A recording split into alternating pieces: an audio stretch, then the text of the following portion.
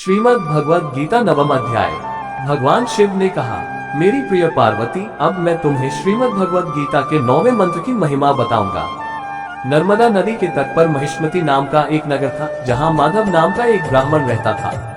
वह ब्राह्मण वेदों के सभी आदेशों का बहुत सख्ती से पालन करता था और उसमें ब्राह्मण वर्ग के सभी अच्छे गुण मौजूद थे। इतना विद्वान होने के कारण उसे बहुत दान मिलता था और अपने संचित धन से वह एक महान अग्नि यज्ञ करने लगा।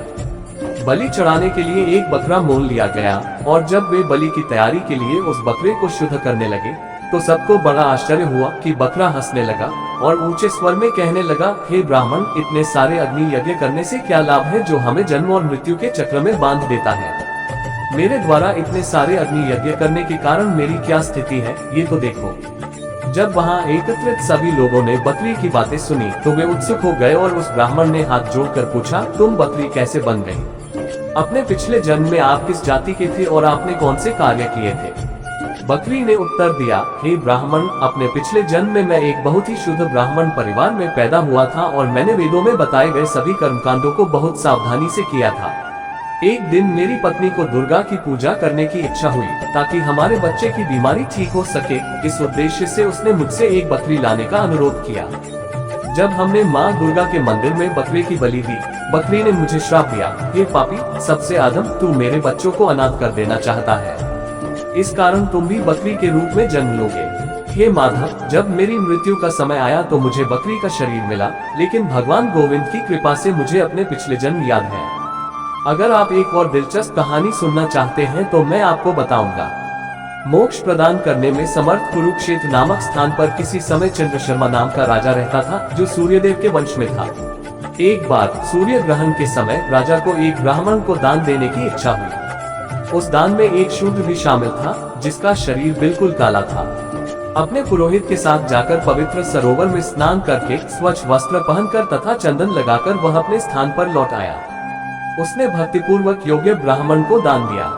दान देने के बाद अचानक उस काले शूद्र के हृदय से एक अत्यंत पापी चांडाल कुत्ता खाने वाला प्रकट हुआ और थोड़ी देर के बाद उस काले शूद्र के शरीर से एक मादा चांडाल प्रकट हुई और वे एक साथ उसके करीब गए। अचानक वे ब्राह्मण के शरीर में प्रवेश कर गए। वह ब्राह्मण अविचल रहा और भगवान गोविंदा को याद करते हुए श्रीमद् भगवद गीता के 9वें अध्याय का जप करना शुरू कर दिया।